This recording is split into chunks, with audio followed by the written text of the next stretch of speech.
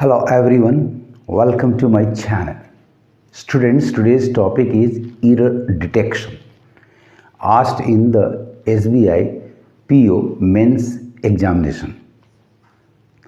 The target is to get a selection, to get a job. Topic शुरू करने के पहले आइए इस वीडियो को लाइक कर लें, मेरे चैनल को सब्सक्राइब कर लें, साथ साथ बेल आइकन को प्रेस कर लें ताकि आपको लेटेस्ट नोटिफिकेशंस मिलते रहे. Let us start.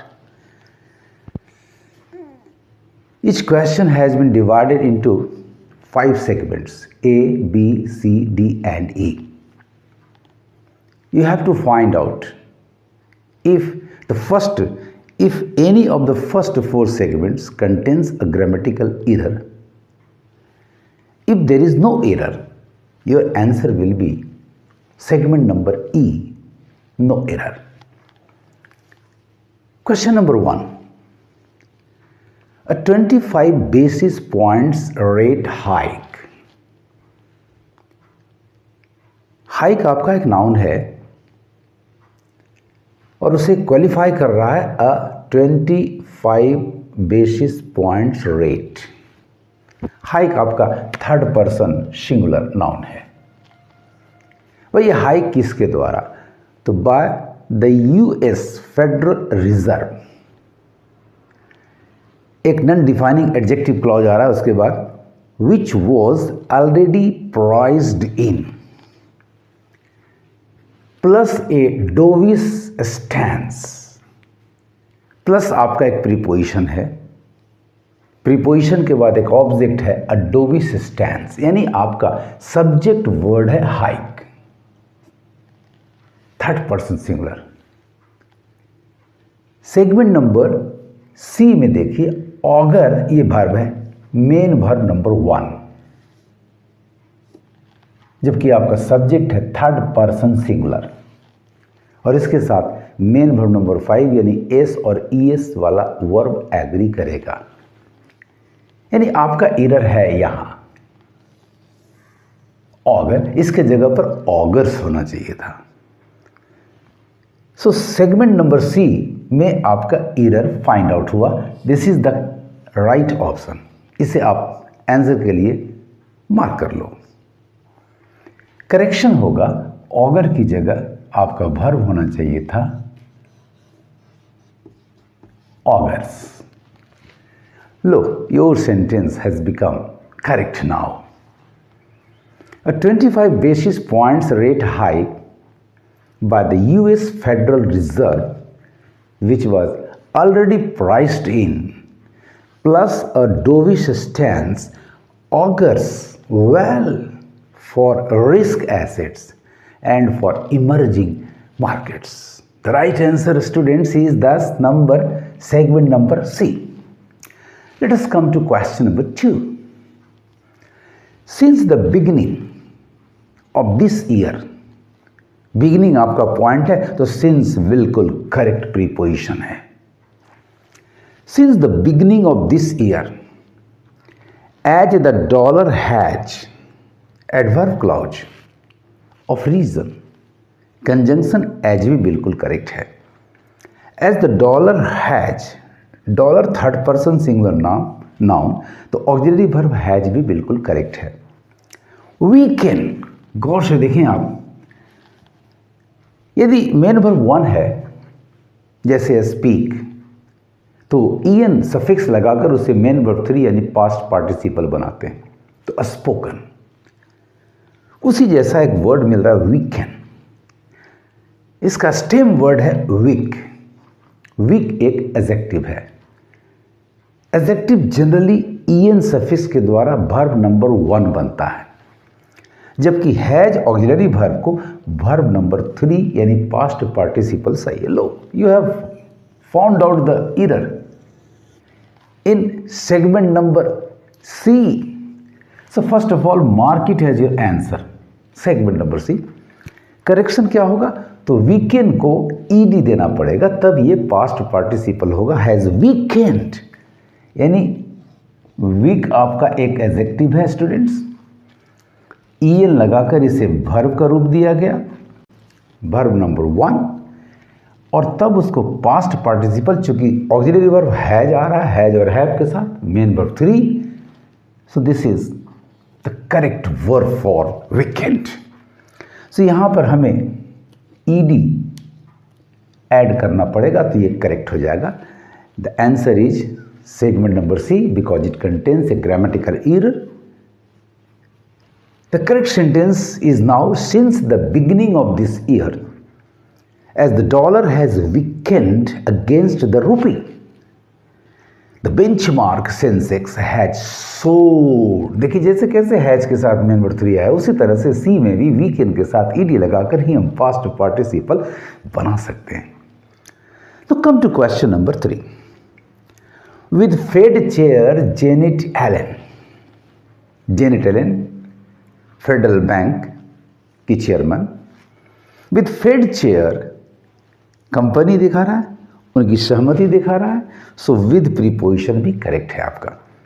With Fed chair Janet Yellen being her usual dovish self, being का प्रयोग भी बिल्कुल सही है। The market is now convinced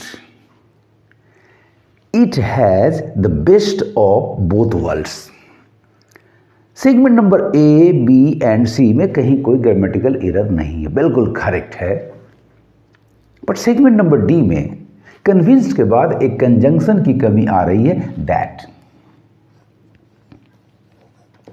आप चाहें तो इसे इग्नोर भी कर सकते हैं। बहुत सारे केसेस में कंजंक्शन दैट यदि पॉजिटिव क्लाउज आ रहा है तो उसे हम छोड़ भी सकते हैं। चलिए कोई बात नहीं। It has the best of both, गौर से देखिए, बोध हमेशा नंबर 2 का स्ट्रेस्ड फॉर्म होता है और वो पर्टिकुलराइज्ड करता है, यानी बोथ प्लस नाउन के बीच में डेफिनेट आर्टिकल द की जरूरत पड़ती है, इसे हम इग्नोर नहीं कर सकते, यानी यहाँ द लगाना पड़ेगा। Both the words, right answer is दस number D which contains a grammatical error. Now the correct sentence is with Fed chair Janet Yellen being her usual dovish self, the market is now convinced it has the best of both the worlds. इस तरह से बड़ी आसानी से आप common error जिस segment में भी है उसे फाइंड आउट कर सकते हैं, provided you have a very good knowledge of English grammar. Now is the turn of question number 4। Let us read the key to risk appetite. Key चाबी, motion towards. So आपका preposition to बिल्कुल correct है। The key to risk appetite किसके लिए? तो purpose के लिए for भी करेक्ट है, for emerging market assets. Example है सच एज इंडियन इक्विटीज, ये भी करेक्ट है। देयरफॉर लाइज आपका सब्जेक्ट वर्ड है, सेगमेंट नंबर ए में एपेटाइट थर्ड पर्सन सिंगुलर, तो उसके लिए आपका ये verb lies main verb number 5 S verb is also correct. भाई कहां? तो इन प्रीपोजिशन भी करेक्ट है। इन द स्ट्रेंथ, किसके स्ट्रेंथ में? तो ऑफ प्रीपोजिशन भी करेक्ट है, ऑफ द डॉलर। यानी each of the first 4 segments A, B, C, D में कोई गलती, none of these segments contains any grammatical error। तो फिर नतीजा क्या होगा? The answer is option number E, no error। The sentence is absolutely correct। The key to risk appetite for emerging market assets such as Indian equities therefore lies in the strength of the dollar। Now come to question number 5, which is the last one of this session. Rameshwaram informed me that he had gone to, but introductory verb या introduce करने वाला clause, Rameswaram informed me that के बाद एक positive sentence आ रहा है तो conjunction that correct है। इन्फॉर्म्ड भी पास्ट कंटेक्स्ट है। ऐसे भी एक कॉमन मैन का रिपोर्ट करने वाला वो पास्ट टेंस में होता है, यानी इन्फॉर्म्ड करेक्ट है। क्या इन्फॉर्म किया? तो ही आय बदलकर रामेश्वरम के अनुसार ही हो गया, ये भी बिल्कुल करेक्ट है। अब यहाँ ऑल नाइट, इसका मतलब पास्ट इवेंट जा रहा है, तो पास्ट इंडेफिनिट बदलकर इंट्रोडक्टरी वर्ब इन्फॉर्म्ड के पास्ट होने के कारण पास्ट इंडेफिनिट क्रिया वेंट बदलकर हैड गॉन हो गई है, यानी अपने कोरेस्पॉन्डिंग पास्ट में ये गई। तो हैड गॉन भी आपका करेक्ट जा रहा है। वाह, सेगमेंट ए सेगमेंट बी बिल्कुल करेक्ट है। गॉन टू, मोशन टूवर्ड्स है तो टू प्रीपोजिशन भी करेक्ट है। To one of the ministers, यहाँ सिंगुलर आ रहा है। रेसिडेंसेस, भाई एक मंत्री के कितने आवास होंगे? एक ही आवास होगा, अलॉटमेंट एक ही का होगा, यानी आपका सेगमेंट नंबर सी रॉन्ग जा रहा है। तो इसे मार्क कर लें as your answer. And stayed there and had stayed there, had को ओमिट किया गया, रिपीट नहीं किया गया, बिल्कुल करेक्ट है। Stayed there all night. Right answer students आपका सी है। तो करेक्शन क्या होगा? आइदर सी में करेक्शन होगा, या तो कहेंगे वन ऑफ द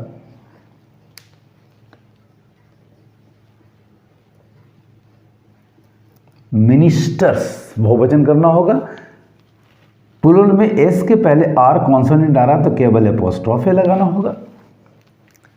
और रेसिडेंसेस तो करेक्ट जा रहा है।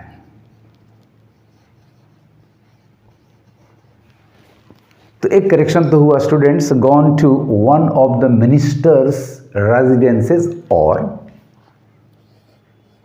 दूसरा होगा आप रेसिडेंस को सिंगुलर बनाकर आगे ले आए, to the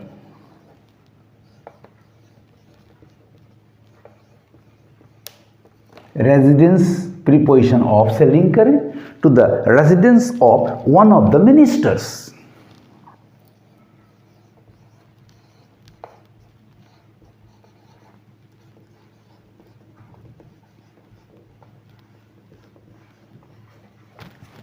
Either of the two will be the correction.